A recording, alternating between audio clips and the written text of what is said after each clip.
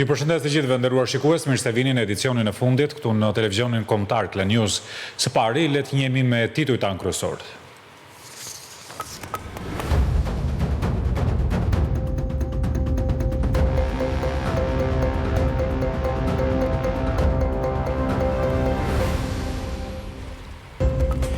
Një operacion i përbashkët me SPAK-u dhe antimafjas italiane goditi një grup të strukturuar kriminal të trafikut të drogës, u lëshuan gjithsej 52 urdhër areste, lënda narkotike trafikoi nga Ekuadori drejt Italisë e Shqipërisë.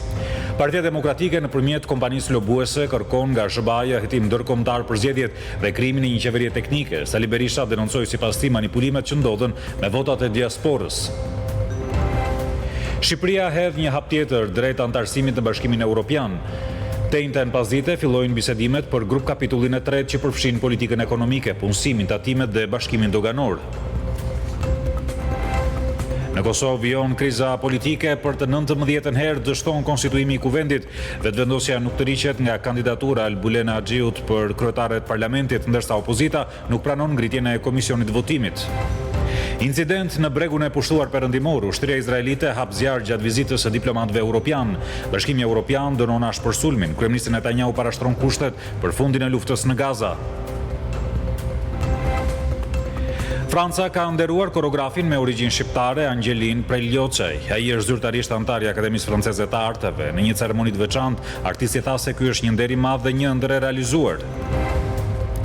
Interes i madh nga tifozët shqiptar për të ndjekur në stadium sfidën mes Shqipërisë dhe Serbisë. Vetëm në javën e parë janë regjistruar plot 50.000 aplikime për bileta. Ndeshja do të transmetohet falas në televizionin Klan.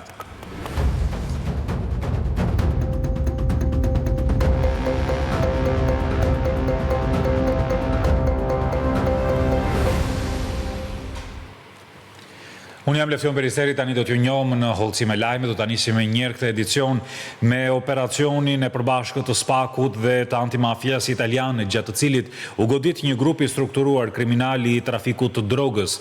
Gjithsej gjatë operacionet të koduar me emrin Ura janë lëshuar 52 urdhër areste, ndërsa u sekuestruan pasuri në vlerë disa milion euro. Grupi e kishte qendrën në qytetin e Durrësit. Një nga grupet shqiptare më të fuqishme të trafikut ndërkombëtar të drogës është goditur në një operacion të përbashkët të SPAK, antimafjas italiane dhe prokurorisë së Barit. Sipas njoftimit zyrtar të SPAK, në total u lëshuan 52 urdhër arreste, ku shumica të cilëve janë shqiptar që vepronin në vendin tonë dhe në Itali, ndërsa janë ekzekutuar 42 masa, 30 prej tyre në Shqipëri.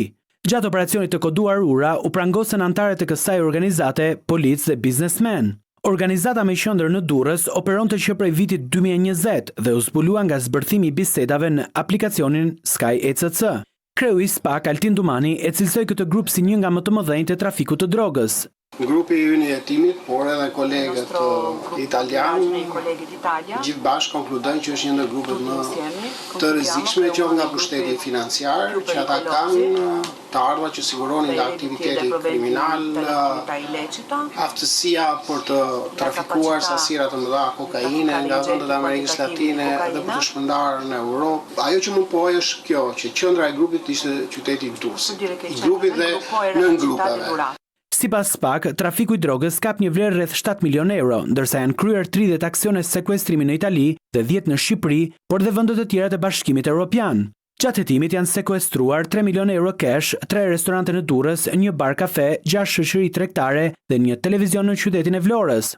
Michele Carbone, drejtori i antimafjas italiane, theksoi se personat e përfshirë kishin kontakte që shkojnë për te Italisë e Shqipërisë. Ha contatti che vanno oltre i nostri paesi. Ka kontakte që shkojnë për te vendeve tona, me Europën e Veriut, Amerikën e Jugut, por edhe vende të tjera.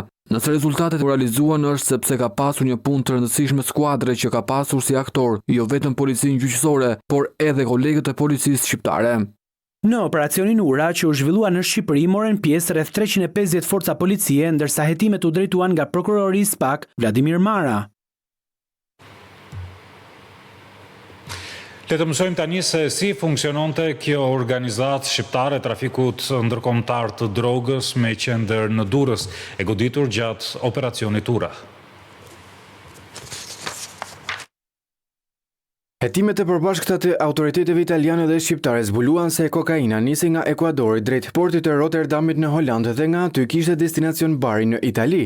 Në të njëjtin vend nga Shqipëria dërgohej heroina për të shitur më pas në shtetin fshinj. Itinerari që ata kanë ndjekur është zbuluar nga përgjigje telefonike, mjedisore, regjistrime video e foto apo dhe nga bashkëpunëtorët e drejtësisë. Siç duket edhe nga pamjet e bëra publike nga antimafia italiane, droga kishte logo të ndryshme përfshir atë të Audi, Paris dhe Leon. Emërtimet nënkuptonin grupet kriminale ku do të dërgojej kokaina. Hetuesit kanë gjetur edhe lista ku shënoheshin shumat e parave dhe të shpërndarjes së drogës. Grupi kriminal i cili u godit i kishte rolet e ndara sipas funksioneve që kryenin nga porositësit tek ata që kalonin lëndë narkotike për në Itali. Mes tyre kishte edhe punonjës të policisë apo drejtësisë. Njëri prej tyre ka qenë i përfshirë si pjesë e grupit strutturato criminale. Uno era incluso come parte di un gruppo strutturato criminale. Pra ne jemi gjithmonë në fazën e dyshimeve, ndërsa punonjësi tjetër, l'altro ufficiale, ka të bëjë me një episod të korrupsionit. è incluso in un episodio Sa i di përket corruzione avokatit, o abuso d'ufficio. Per quanto riguarda l'avvocato, 4 episode të ushtrimit të ndikimit të Parisit. Pakot me para të përftuar nga aktiviteti kriminal janë transportuar nga Bari i Italisë në Shqipëri përmes agjensive të transportit me autobus. Noi siamo riusciti a filmare, osservare. Kemi arritur të filmojmë që personat nga Italia ja besonin parat agjensive të transportit me autobus që vinin në Shqipëri.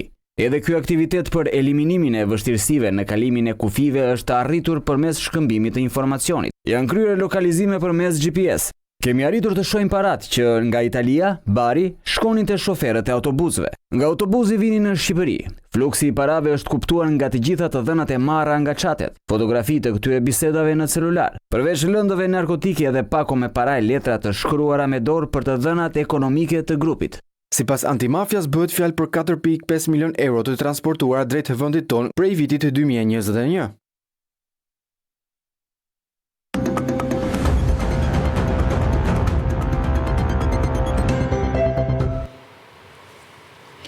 Partia Demokratike nëpërmjet një kompanie amerikane lobuese po kërkon tani nga Washingtoni hetim ndërkombëtar për zgjedhjet dhe gjithashtu krijimin e një qeverie teknike. Sali Berisha denoncoi ato që quhen manipulime me votat e diasporës. Zgjedhjet nuk i pranojmë. I bindur se zgjedhjet e 11 majit u manipuluan, kryedemokrati Sali Berisha shpreh se Partia Demokratike ka nisur betejën pa kthim për mbrojtjen e votës me aksione brenda vendit, si dhe duke informuar ndërkombëtarët. Për këtë të fundit, Partia Demokratike i ka dërguar një letër Departamentit të Drejtësisë të Shteteve të Bashkuara të Amerikës me të gjitha pretendimet e saj, ndërsa kërkon hetim ndërkombëtar dhe ngritjen e një qeverie teknike. Synimi që kërkon të arrisë Selia Blu nëpërmjet kësaj letre e sqaroi kryetari i Partisë Demokratike në konferencë për mediat.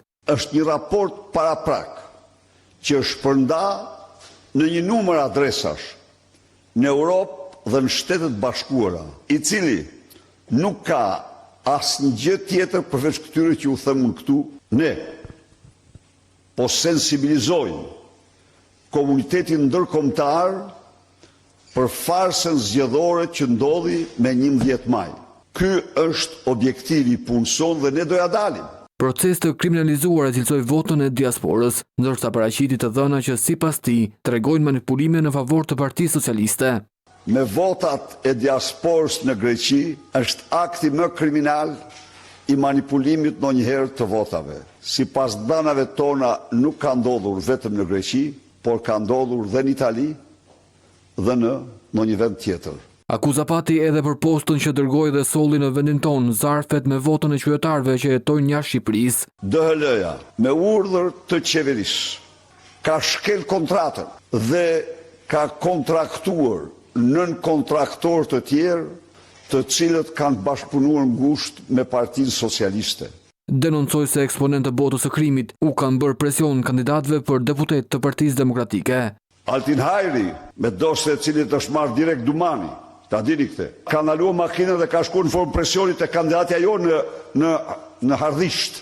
Skeptiku shpreh për aksionin në Durrës të SPAK në bashkëpunim me autoritetet italiane. Unë përshëndes antimafjen italiane, antimafjen, se SPAK-u aty ishte. SPAK-u ka muaj vite që e sodit. Asgjë. Nuk u tha se sa u arrestuan dhe nuk u tha asnjë generalitet, po them unë ty se eksponent kryesor u njoftuan dhe ikën. Ke shku ke arrestuar pastruesit dhe shoferët. Kryetari i Partisë Demokratike deklaron se në ditët në vijim do të publikojë prova që vërtetojnë se procesi zgjedhor i 11 majit ishte i manipuluar dhe nën presionin e bandave. Shohim të tjera zhvillime politike në vend tani. Kodi zgjedhor që synon të risë përfaqësimin e grave në parlament, la jashtë kuvendit të ri 4 kandidat burra që siguruan më shumë vota, ndonse më të votuar ata humbën mandatin pasi 1 në 3 kandidat duhet jetë grua.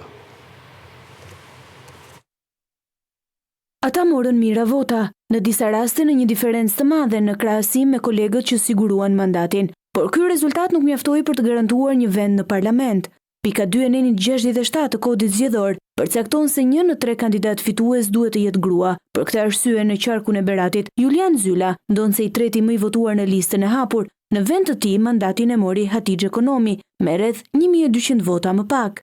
Në Tiranë, Xhemal Qefalia me më shumë vota se kolegët e tij nuk do të jetë pjesë e kuvendit për shkak të zbatimit të kuotës gjinore. Në vend të Qefalis do të jetë Anila Denaj. Një situatë ngjashme është përsëritur edhe në qarkun e Durrësit. Ilir Ndraxhi, me 1900 vota më shumë se Etleva Budini, nuk arrin të sigurojë mandatin e deputetit. Në Korç, Ariania Ullari, megjithse ka marrë më shumë vota se Besa Spaho, mbetet jashtë kuvendit. Ky rregull vlen për zgjedhjet parlamentare dhe synon të garantojë një përfaqësim më të balancuar gjinor në kuvend. Në garat e fundit parlamentare, zbatimi i kësaj kwote është bërë gjithnjë më rigoroz, duke ndikuar drejt për së drejti edhe në mënyrën se si shpallen fituesit pas votave preferenciale. Por pavarësisht përfundimit të zgjedhjeve dhe nxjerrjes së një liste të re ligjvënësish, Parlamenti i tanishëm do të vijojë punën deri më 8 korrik. Në fokus do të jenë kryesisht raportimet vjetore të institucioneve kushtetuese. Zgjedhjet e 11 majit nxorën 140 deputetët e rinj të Kuvendit të Shqipërisë, por puna do të vijojë deri në korrik me përbërjen aktuale.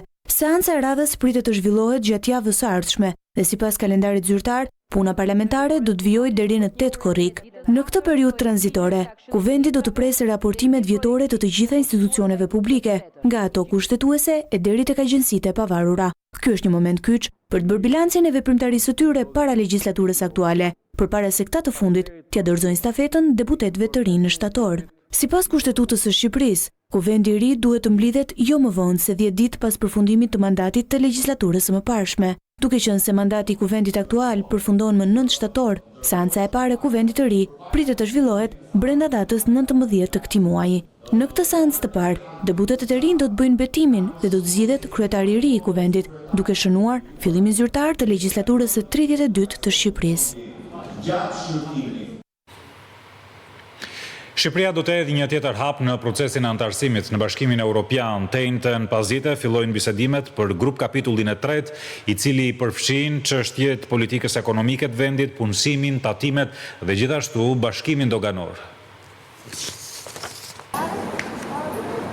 Në më pak se një muaj diferencë, Bashkimi Evropian do të mbajë të njëjtë në Bruksel pasdite konferencën e 5 ndryshqeveritare me Shqipërinë. Bëhet fjalë për hapjen e bisedimeve për 8 kapituj të rinj të grupit të tretë, i cili lidhet me konkurrueshmërinë dhe rritjen gjithëpërfshirëse. Këto kapituj përfshin politikën ekonomike, punësimin, tatimet, arsimin dhe kulturën, bashkimin doganor si dhe median e transformimit digjital. Përparimi në këto fusha është thelbësor për të garantuar stabilitetin fiskal të Shqipërisë, politika tatimore, modernizimin industrial, rritjen e inovacionit, përmirësimin e kushteve të punës dhe pjesëmarrje në iniciativat europiane të kërkimit shkencor, arsimit dhe digitalizimit, si dhe rritje për bizneset shqiptare. Shqipëria do të përfaqësohet në këtë konferencë me ministrin e jashtëm Migli Hasani, kryenegociatoren Majlinda Dhuka dhe ministren për administratën publike Adea Pirdeni. Deri më tani negociatat janë hapur gjithsej për 27 fusha në vetëm 8 muaj pas hapjes me sukses të grupimit të parë më 15 tetor të 2024-s, grupimit të 6 më 17 dhjetor të 2024-s, si dhe grupimit të 2 më 14 prill të 2025-s. Shqipëria synon që brenda këtij viti të hapë edhe grup kapitujt e mbetur, ndërsa brenda vitit 2027 të përfundojmë negociatat, duke pasur 2030-ën, vitin e antarësimit të plotë në familjen evropiane. Bashkëpunimi rajonal dhe agenda e integrimit të Bashkimit Evropian ishin në qendër të takimit të kryediplomatit të Shqipërisë Iglii Hasani dhe homologut të tij të Bosnjë-Hercegovinës. Gjatë kësaj vizite u inaugurua dhe ambasada shqiptare, e cila rihapet pas 10 vjetësh në Sarajevo. Ministri për Evropën dhe punët e jashtme Iglii Hasani vizitoi Bosnjë-Hercegovinën, ku u prit nga përfaqësues të lartë të institucioneve shtetërore dhe rajonale. Në takimin me homologun Elmedin Konakovic, ministri Hasani theksoi se ka ardhur tashmë koha për të thelluar dialogun politik mes dy vendeve tona dhe për të zgjeruar bashkëpunimin ekonomik në fusha të ndryshme me interes të ndërsjellët. Gjatë kësaj vizite u inaugurua edhe ambasada e Shqipërisë në Sarajevo, e cila u rihap pas afro 10 vitesh. Një takim ministri Hasani e zhvilloi edhe me ushtarakët tanë që shërbejnë me nder në misionin EUFOR Althea në Bosnjë-Hercegovinë, të cilëve ju shpreu falënderim për kontributin në ruajtjen e paqes dhe sigurisë. Ministri Hasani mori pjesë gjithashtu në forumin e biznesit të Sarajevës 2025, si pjesë e panelit me fokus rolin e politikave qeveritare në promovimin e arritjes së biznesit. Në fjalën e tij ai foli për disa prej reformave të thella që Shqipëria ka ndërmarrë për të nxitur rritjen ekonomike në fusha si sundimi i ligjit, klima e biznesit, diversifikimi i energjisë dhe qeverisja digjitale, ndërsa shtoi se bashkëpunimi rajonal nuk është më një zgjedhje, por një domosdoshmëri për të përballuar sfidat, për të tërhequr investime të duhura dhe për të siguruar të ardhmen e përbashkët evropiane. Gjatë qëndrimit në Sarajevo, ministri Hasani zhvilloi gjithashtu takime me kryetaren e Këshillit të Ministrave të Bosnjë-Hercegovinës, zonjën Borjana Kristo, dhe me përfaqësues të Asamblesë Parlamentare të Bosnjë-Hercegovinës. Hasani zhvilloi omazhe pranë memorialit të fëmijëve të vrarë gjatë rrethimit të Sarajevës. Kryetarja e Kuvendit Elisa Spiropali ishte e ftuar nderin parlamentin austriak, aty mori pjesë edhe në mëngjesin e lutjeve. Kryetarja e Kuvendit Elisa Spiropali ishte e ftuar e nderit në mëngjesin e lutjeve në parlamentin austris, një veprimtari tradicionale që zhvillohet në Kongresin Amerikan, Parlamentin Evropian dhe parlamentet e vendeve të tjera europiane. Me presidentin e parlamentit Walter Rosenkrantz, kryetarja Spiropali diskutoi për marrëdhëniet e shkëlqyera mes dy vendeve dhe mbështetjen e madhe të Austrisë për antarësimin e shpejtë të Shqipërisë në Bashkimin Evropian. Gjatë kësaj veprimtarie, Spiropali u takua edhe me ish-presidentin e parlamentit austris dhe parlamentare personalitete të tjera. Në këtë veprimtari morën pjesë përveç deputetëve të parlamentit austris, edhe mjaft deputetë të vendeve anëtare të Bashkimit Evropian, kongresmen amerikan dhe personalitete të jetës publike, politike e fetare nga gjithë bota.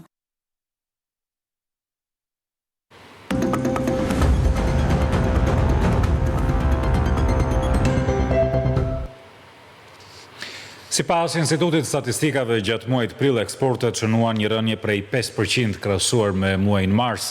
Përfaqësuesit e sektorit fason thonë se mbështetja me kredi sovrane nga qeveria duhet vijojë.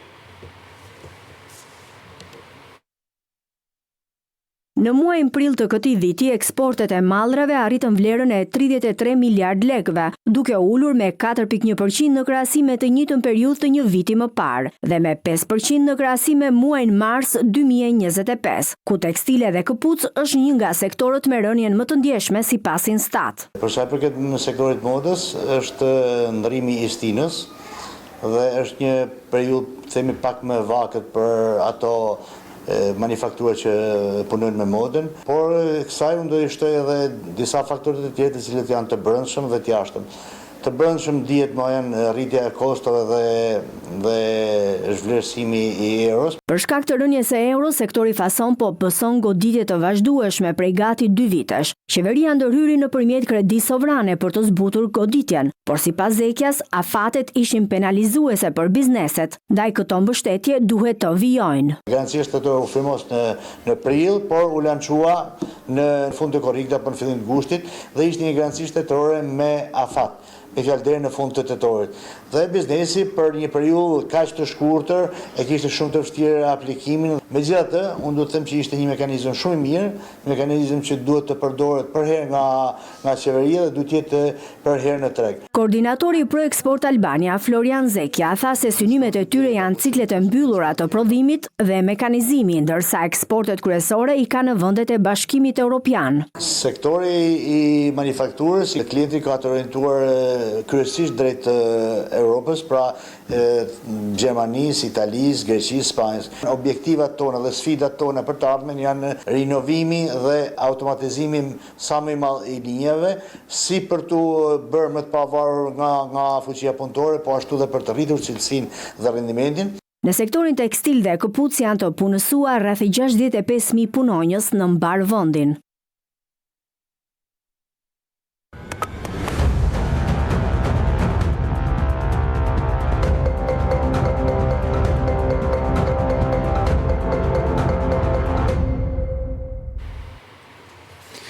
Parku Shebenik Jablanica është një prej destinacioneve më të kërkuara nga turistët e huaj. Këtë ditë në park mbriti një grup turistësh amerikan që ndihmoi në mbjelljen e disa kulturave bujqësore të zonës së Librazhdit. Kanë ardhur nga Amerika dhe po përjetojnë në vendin tonë një eksperiencë të veçantë. Për disa prej tyre është ajo që kanë ndërruar të udhtojnë në vendet panjohura e të njohin njerëz të rinj. Ky grup turistësh amerikan ka zgjedhur të pushojnë në parkun kombëtar të Shebenik Jablanicës. Përveç se shijojnë natyrën e mrekullueshme, ata janë bërë bashkë me fermerët e po mbjellin pataten. Kjo kulturë në këtë zonë ende mbillet si dikur, jo me makineri, por me parmend. Për këtë fakt, turistët janë të mrekulluar. Jemi të lumtur që po mbjellim patate këtu në parkun kombëtar të Shebenikut. Është një mrekulli këtu, njerëz të mrekullueshëm, ushqim fantastik, ajër i freskët, gjithçka e freskët, njerëz që të hynë në zemër. E jani këtu, qëndroni disa ditë, merrni edhe njerëz të tjerë, mbillini tokën dhe shijojeni. Parku kombëtar i Shebenik Jablanicës është një prej më të vizituarve në vendin tonë, zgjidhet çdo vit nga mijëra turistë që pëlqejnë veçanërisht turizmin e natyrës. Është një lloj turizmi i ri që po implementohet në parkun kombëtar Shebenikut, ku grupe të ndryshme turistësh, përveç se shijojnë natyrën, shijojnë bukuritë e kësaj zone, duan atë të kontribuojnë për mbjelljen e kulturave bujqësore, sidomos të patatës, e cila është një nga varietetet më të mira të Shqipërisë. Qarku i Elbasanit ka një sër destinacionesh që preferohen nga turistët jo vetëm për natyrën, ndërsa turizmi malor çdo vit e më shumë po një rritje.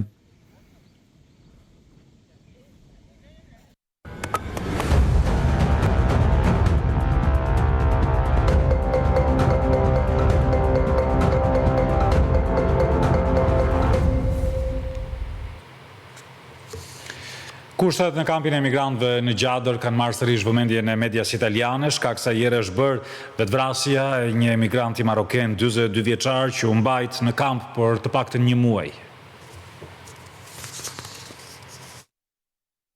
Vetvrasja e një 42 vjeçari maroken në një burg të Torinos në Itali ka shkaktuar debate për politikat e emigracionit të kryeministres Meloni. Amnesty International Italia dhe e përditshmja italiane Il Manifesto kanë përshkruar historinë e Hamid Baduit, që kishte jetuar në Itali prej 15 vitesh me kartë identiteti, por dhe familja e tij kishte dokumente të rregullta. Sipas mediave italiane, 42 vjeçari i kishte thënë avokatit të tij përpara se të kryente vetvrasjen se më mirë të qëndronte në burg sesa të përfundonte në një prej kampeve të refugjatëve jashtë Italie. Ndër të tjera, Amnesty International Italia dhe Il Manifesto shkruajnë se vdekja e marokenit është efekti drejt për drejt i politikave strukturore jo të drejta të qeverisë italiane që prekin njerëzit me prejardhje emigrantësh. Në qendrat e kujdesit shëndetësor në Itali dhe në qendrat e reja jashtë vendit, njerëzit jetojnë në kushte çnjerëzore dhe pa kujdesin e duhur. Mediat italiane dhe Amnesty International Italia shkruajnë se politikat e azilit dhe emigracionit duhet të rishikohen urgjentisht dhe të ndërpriten transferimet e emigrantëve jashtë Italisë, të bëhet një hetim i pavarur mbi vdekjen e Hamid Baduit dhe mbi të gjitha Italia dhe BE-ja kanë nevojë për politika të drejta dhe të zbatueshme, jo për propaganda, përfundon shkrimi i mediave italiane.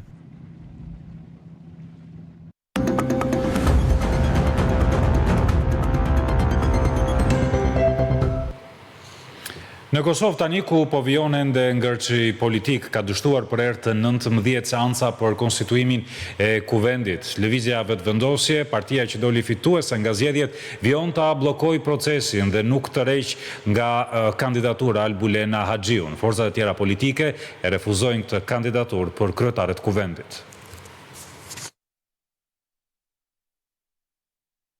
Ka dështuar edhe përpjekja 19 për konstituimin e kuvendit të Kosovës, ndërsa vazhdojnë akuzat dhe kundër akuzat për këtë bllokat. Nuk është e qartë se çfarë do opozita. Pra, në vazhdimsi, siç keni parë, kanë qëndrime të ndryshme. Është e qartë që ata kanë preferenca, kanë emra të përveçëm. Nuk ka shumicë parlamentare. I bëjmë ftesë të reflektoj, të ndroj kandidatën dhe të ecim tutje. Çështja kryesore është marrëveshja politike.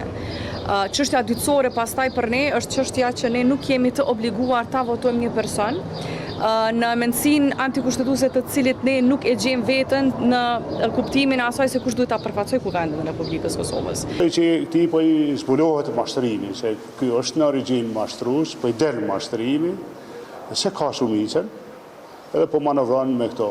E pikërisht ky ngërç institucional ka bërë që edhe BE në njoftimin për vizitën e përfaqësueses së lartë të BE-s Kaja Kallas në Kosovë të mos specifikoj me kë do të zhvillojë takimet ajo. Pikërisht përfaqësuesja e lartë e Bashkimit Evropian për politikën e jashtme, Kaja Kallas, do të ndërmarrë një turm në vendet e Ballkanit Perëndimor. Ajo do të qëndrojë në Serbi, në Kosovë dhe në Maqedoninë e Veriut, me fokus të veçantë për shpejtimin e reformave integruese. Shefja e diplomacisë evropiane Kaja Kallas do të zhvillojë një tjetër tur ballkanik pas takimeve që realizoi në javën e 2 të prillit në Tiranë, Podgorica dhe Sarajevo. Kallas do të jetë në Serbi të njëjtën, më pas në Kosovë dhe të premten në Maqedoninë e Veriut. Kjo vizitë do të shërbejë për të gjetur rrugën për të ringjallur dialogun mes Prishtinës dhe Beogradit, si dhe për të ruajtur stabilitetin e rajonit. Në Beograd ajo do të takohet me presidentin Vučić e më pas me grupet parlamentare të opozitës. Kallas do të flasë me studentë dhe organizata të shoqërisë civile serbe. Ky shtet ka disa muaj që është përfshirë në protesta antiqeveritare, por opozita nuk ka arritur të rrëzojë regjimin aktual. Edhe në Kosovë Kallas gjen një situatë të komplikuar politike pas disa dështimeve të njëpasqyrshme në zgjedhjen e kryetarit të ri të kuvendit. Autoritetet kosovare kërkojnë që Brukseli të heqë masa ndëshkuese, madje kanë kërkuar që kjo të ndodhë përpara rifillimit të dialogut për normalizimin e marrëdhënieve me Serbinë. Ndërkaq Kosova po vijon me mbylljen e institucioneve paralele serbe në veri të vendit. Në Prishtinë Kallas do të vizitojë edhe misionin e Bashkimit Evropian për studim të ligjit EULEX, si dhe trupat e KFOR-it. Në Shkup Kallas do të hapë dialogun e parë për sigurinë dhe mbrojtjen mes Bashkimit Evropian dhe Maqedonisë së Veriut, një proces i ngjashëm me atë që ajo zhvilloi më 8 prill në kryeqytetin shqiptar. Shefja e diplomacisë evropiane Kaja Kallas synon po ashtu që të inkurajojë këto shtete ballkanike që të përshpejtojnë me agjendën e reformave të integrimit evropian.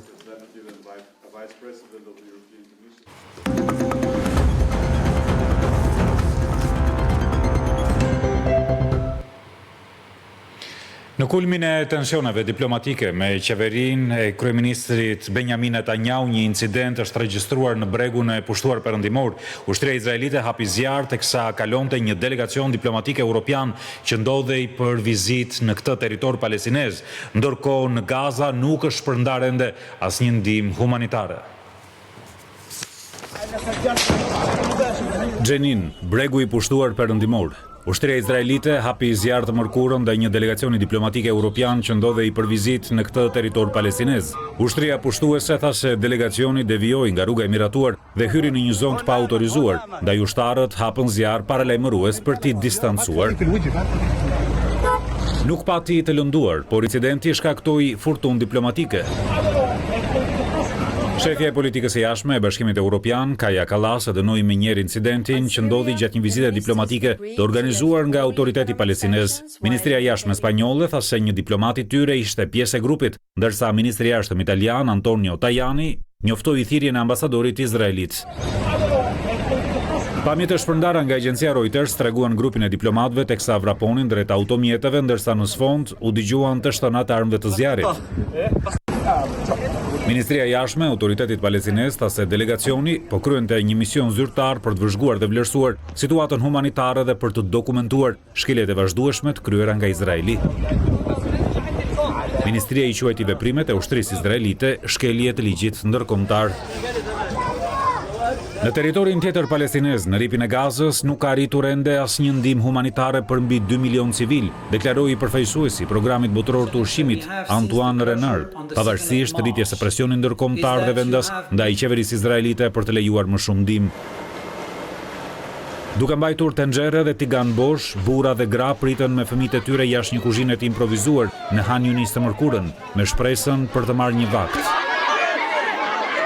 Më pak se 100 kamion me ndihma kanë hyrë në Gaza nga e hëna, sipas ushtrisë izraelite, ditë kur qeveria e kryeministrit Benjamin Netanyahu pranoi të heqë bllokadën. Ndërsa sulmet ajrore dhe zjarri tankeve vazhdojnë ta godasin enklavën, duke vrarë dhjetrave çdo ditë, bukpjekësit dhe operatorët të transportit thanë se ende nuk kanë furnizime të reja me miell dhe artikuj të tjerë bazë ushqimor. Ndërkohë ushtria izraelite ka lëshuar urdhra të rinj evakuimi, ndaj dhe qindra familje po ikin sërish nga Gaza veriore.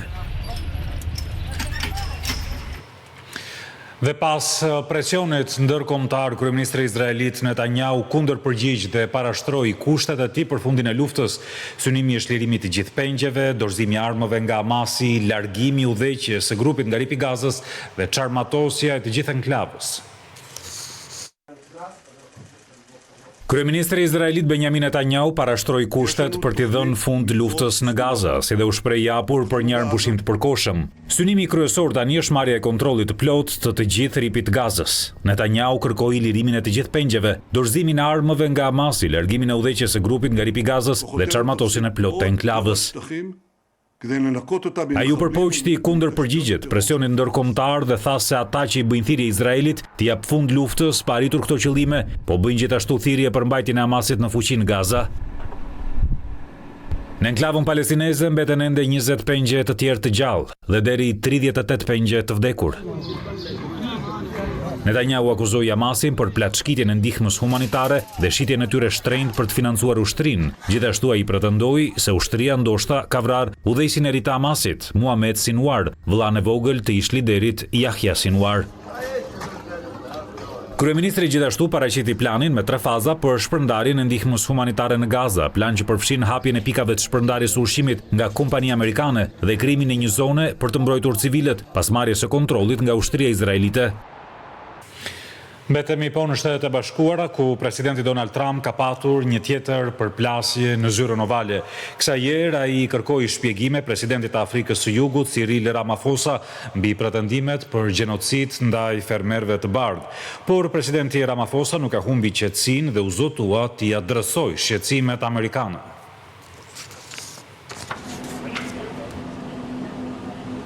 Një tjetër përplasje jashtëzakonshme në zyrën ovale, kësajherë presidenti Donald Trump u përball me homologun e Afrikës së Jugut, Cyril Ramaphosa, të cilit i shfaqi dhe video mbi pretendimet për gjenocid ndaj të bardhëve.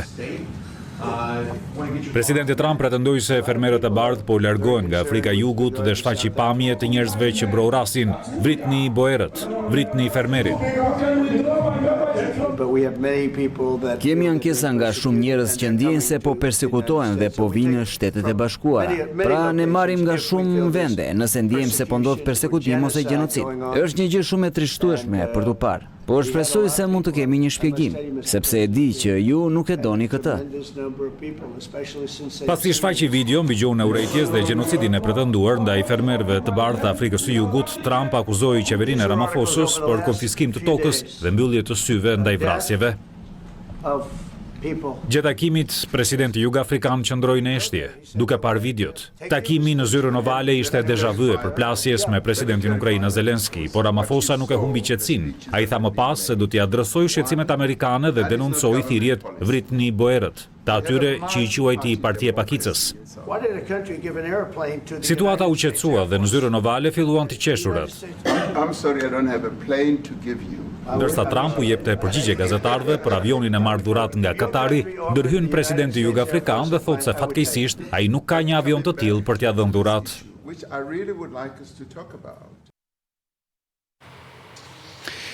Një politikan ukrainas pro-rus, Andriy Portnov, u ekzekutua në Madrid, 51 vjeçar i cili ka qenë ndihmës i ish presidentit Viktor Yanukovych, u qëllua për vdekje teksa dërgonte fëmijët e tij në shkollë. Pas vrasjes, autorët u larguan drejt një zone të pyllëzuar.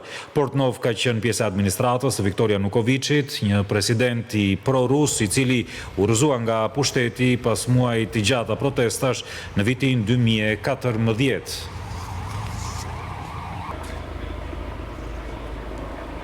Хочу зазначити, що ніколи не будуть Shohim të tjera zhvillime ndërkombëtare, zgjedhjet presidenciale në Rumani do të kenë të njëjtin fat si ato të kaluarat, kështu thot ultranacionalisti dhe kandidati Gheorghe Simion, që kërkon anulimin e tyre në gjykatën kushtetuese. Kandidati i ekstremit të djathtë Gjorgj Simion kundërshton rezultatin e zgjedhjeve presidenciale të Rumanisë. 38 vjeçari që rezultoi favorit në disa sondazhe të kryera humbi ndaj kandidatit pro-perëndimor Nikush Ordan në garën e së dielës. Simion pretendon se ka prova të forta për ndërhyrje nga vendet e huaja në votim, duke përmendur edhe Francën. Așa cum Călin Georgescu a fost... Dua t'ju njoftoj se, ashtu si Călin Georgescu, i cili u përjashtua padrejtisht nga gara zgjedhore dhe zgjedhjet u anuluan nga një vendim i pajustifikuar i gjykatës kushtetuese të Rumanisë, i cili nuk bazohet në prova, ne do ta kundërshtojmë zgjedhjen e Nikush Ordan në gjykatën kushtetuese për të njëjtat arsye. Tani kemi prova të pakundërshtueshme të ndërhyrjes nga Franca, Moldavia dhe aktorë të tjerë në një përpjekje të orkestruar për të manipuluar institucionet dhe për të imponuar një rezultat që nuk pasqyron vullnetin e popullit rumun. Ultranacionalisti shkon edhe më tej, duke thënë se 100 milion euro u shpenzuan nga Moldavia për të blerë vota dhe pretendoi se edhe njerëz të vdekur votuan në raundin e dytë të së dielës. Ai u referua pretendimeve të Pavel Durov, themeluesit të aplikacionit të mesazheve Telegram, se qeveria franceze i kërkoi platformës të heshtë zërat konservator përpara zgjedhjeve presidenciale. Ai bëri thirrje gjykatës që ta ftoi Durovin të dëshmojë në lidhje me ndërhyrjet në zgjedhje. Në raundin e parë, Gjorgj Simion, një mbështetës i Trump, mori 40.9% të votave, por në raundin e dytë triumfoi Nikush Ordan, kryebashkiaku i Bukureshtit, i cili siguroi 54% të votave. Një raport i Institutit Botëror të Burimeve zbulon se vitin e kaluar u regjistrua rekord sa i përket shkatërimit të pyjeve. Vetëm në zona tropikale u shënua një humbje prej të paktën 6.7 milion hektar pyje, kjo për shkak të pasojave të cilla nga ngrohja e klimës. Zjarret masive të nxitura nga ndryshimet klimatike thyen rekorde dhe sa i përket shpillëzimit në vitin 2024. Një raport i fundit tregon se vetëm humbja e pyjeve tropikale arriti në 6.7 milion hektar, rritje prej 80% e krahasuar në vitin 2023. Shkatërime pati edhe në Bolivi dhe Kanada nga zjarret. Kjo është hera e parë që raporti vjetor nga Instituti Botëror i Burimeve në Universitetin e Marylandit i rendit zjarret si shkakun kryesor të humbjes së pyjeve. Amerika Latine u godit më rënd. Brazili, i cili mban pjesën më të madhe të pyjeve tropikale në botë, humbi 2.8 milion hektar, më shumë se çdo vend tjetër. Bolivia kaloi Republikën Demokratike të Kongos si vendi i dytë me shkatrimin më të madh të pyjeve tropikale. Humbja në Bolivi u rrit me 200% në vitin 2024 nga thatësira dhe zjarret. Në të gjithë Amerikën Latine, raporti vë në dukje tendenca të ngjashme në Meksik, Peru, Nicaragua dhe Guatemala. Zjarret sezonale sollën humbje rekord të pemëve në vitin 2024 në Kanada dhe Rusi me 5.2 milion hektar secila. Në Japoni, Ministri i Bujqësisë ka dhënë dorëheqjen. Shkaku bë një deklaratë e tij gjatë një aktiviteti ku tha se orizi nuk ka blen kurrë, pasi mbështetësit ja sigurojnë falas.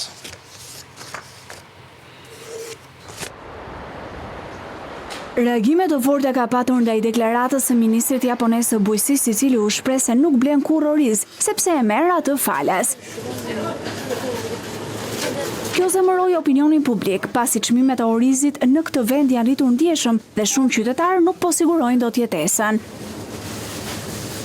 Ministrit Taku Eto i është kërkuar dorëheqja pasi pretendoi gjatë një aktiviteti në fundjavë se nuk kishte patur kurrë nevojë të blinte oriz, duke qenë se mbështetësit e tij i ofrojnë aq shumë sa ai është i gatshëm edhe ta shes. Pyesja vete nëse ishte e drejtë që unë të qëndroja në krye të Ministrisë së Bujqësisë në një kohë kaq kritike për çmimet e orizit dhe arrita në përfundimin se nuk ishte kështu, tha Eto duke njoftuar largimin e tij nga kjo detyrë.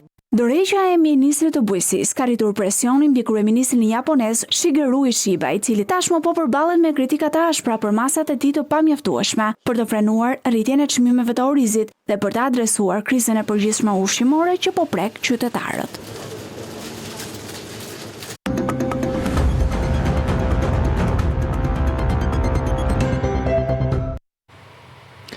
Franca nderoi koreografin me origjinë shqiptare Angelin Prelioçaj. Ai është zyrtarisht antar i Akademisë Franceze të Arteve. Në një ceremoni të veçantë, artisti tha se ky është një nder i madh dhe gjithashtu një ëndër e realizuar. Koreografi dhe balerini i mirënjohur me origjinë shqiptare Angelin Preliocaj është zyrtarisht antare e Akademisë së Arteve të Bukura franceze. Në Institutin Historik të Francës, në një ceremoni solemne veç zyrtarizimit, u vlerësua kontributi i Preliocajt në vite në dancin bashkëkohor. Preliocaj nuk i fsheu emocionet dhe as nderimin për antarët e akademisë, teksa u zotua se këtë detyrë të re do ta ushtrojë me pasion. Është kënaqësi dhe një emocion i madh që më zgjodh të jem në mesin tuaj. Është një nder të cilit zotohem t'i përgjigjem me gjithë energjinë dhe pasionin tim në mënyrë që të jem i denj për të. Një nga rrugët drejt dinjitetit është ajo njohjes së të tjerëve e cila na kthen te prulësia dhe vedia se jemi të lidhur dhe se nuk bëjmë kurrë asgjë vetëm. Mbajti një fjalim të gjatë, të duhur për këtë moment kyç të karrierës së tij. Preliocaj falenderoi emër për emër të gjithë balerinët dhe bashkëpunëtorët e tij, ata që besuan te këndra e një djali të ardhur nga një familje emigrante që me talent dhe punë do ta shndronte në një trashëgimi të pasur për baletin kontemporan. Kërcimi është lëvizje, hapësirë dhe kohë që në vogëli shkaktoi një kuriozitet te unë, edhe pse kjo ishte shumë larg asaj që mendoja se ishte natyra ime. Ishte kjo nxitja që më hodhi në një klasë të vallëzimit klasik në periferinë time pariziene. Ka ende kaq shumë gjëra për të arritur, kaq shumë koncepte për të sjellë. Herë i them vete se kjo nuk është asgjë, pastaj them po, kjo është gjithçka, por thelbësorja është që kërcimi të rishpiket në çdo moment. Antarësimi në Akademinë e Arteve të Bukura franceze, Preliocaj e ka marrë me 24 prill 2019 si kryetari i tretë i seksionit të koreografisë, i fundit seksion që i shtohet kësaj akademie. Pjesë e kësaj ceremonie ishte dorëzimi i shpatës së akademikut të krijuar posaçërisht për të nga Constance Guizet, artiste e njohur franceze me famë ndërkombëtare. Nuk mungoi ky interpretim nga balerinë të rinj që i dhanë notat dhe ngjyrat e duhura këtij momenti. Për këtë lajm ka reaguar dhe Ministria për Europën dhe Punët e Jashtme që e quan një moment krenarie të madhe për Shqipërinë dhe kulturën shqiptare. Angelin Preliocaj ka lindur në Francë më 1957 nga një familje shqiptare nga Kelmendi i Malësisë së Madhe, të cilët emigruan atje për të larguar nga Shqipëria komuniste. Preliocaj konsiderohet si një ndër koreografët më të rëndësishëm bashkëkohor në botë, i cili tashmë ka kompaninë e tij të kërcimit, ndërsa rendit dhjetra suksese në arenën ndërkombëtare. Dhe ishte kjo gjithçka për këtë edicion të fundit në Klan News. Miru takofshi.